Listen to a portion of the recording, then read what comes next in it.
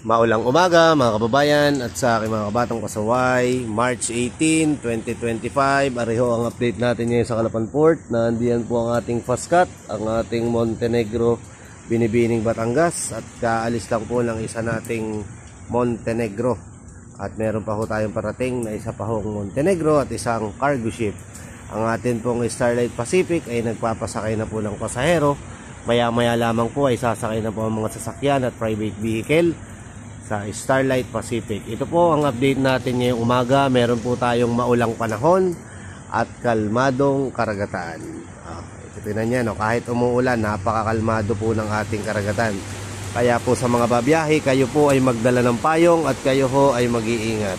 Sa mga nakafollow po sa akin, please share this video para updated po lahat ng biyaheros natin. Sa mga hindi pa nakafollow, please follow my Facebook page, Batang Kasaway Vlog. Ayan. Ingat mga kababayan. God bless us all.